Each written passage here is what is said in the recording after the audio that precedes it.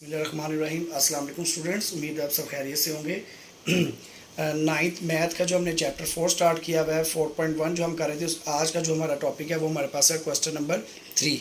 Question number 3 में वो हमें कह रहा है कि हमने इसको फैक्टराइज करना है। जिस तरह से क्वेश्चन नंबर 1 में हमने कॉमन लिया था, क्वेश्चन नंबर 2 में हमने मिड टर्म ब्रेकिंग की थी, इसी तरह से क्वेश्चन नंबर 3 में हमने इसको फैक्टराइज करना है with the help of mid term breaking.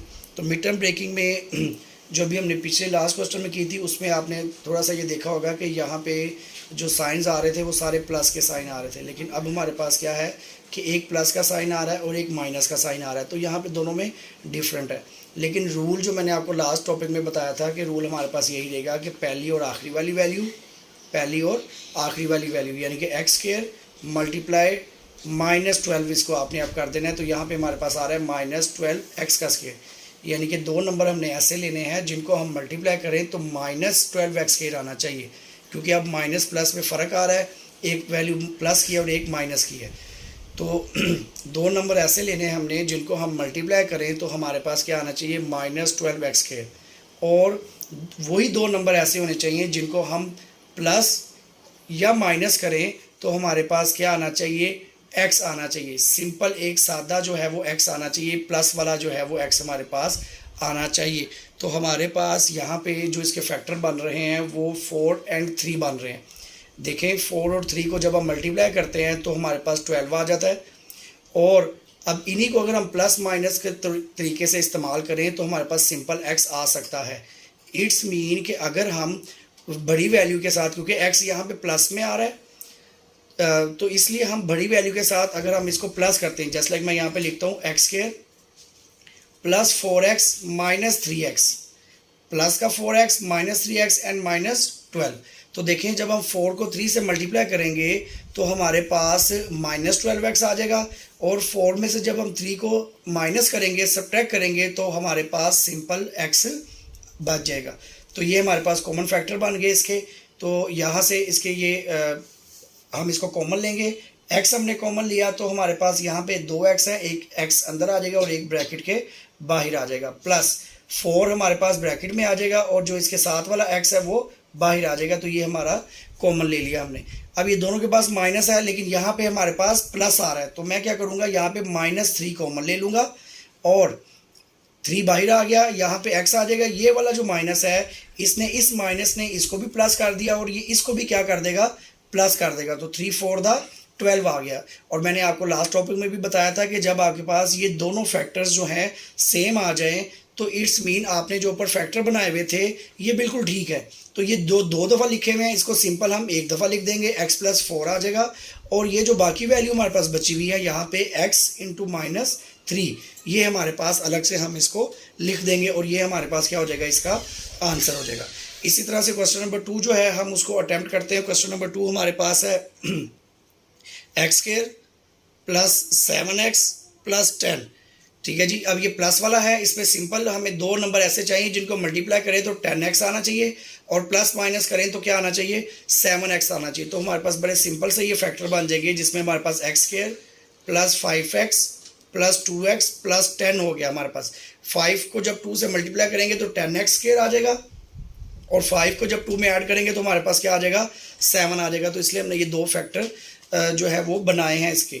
अब इन दोनों में से हमने कॉमन लेना है, हमने x कॉमन लिया, यहाँ पे हमारे पास x + 5 आ गया और यहाँ से हमने कॉमन लेना है +2 कॉमन ले लिया, क्योंकि मैंने आपको बताया था मिनिमम वैल्यू जो है वो हमने कॉमन लेनी है। तो हमारे पास यहाँ पे x बच गया और 2 5 10 आ गया। अब ये दोनों सेम है, इट्स मीन हमारे फैक्टर जो है वो बिल्कुल ठीक थे।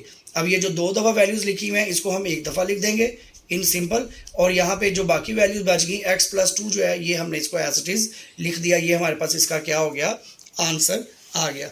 अब हम क्वेश्चन नंबर 3 को अटैम्प्ट करते हैं। क्वेश्चन नंबर 3 में हमारे पास जो है वैल्यूज़ है एक्स स्क्वायर -6x और +8 है।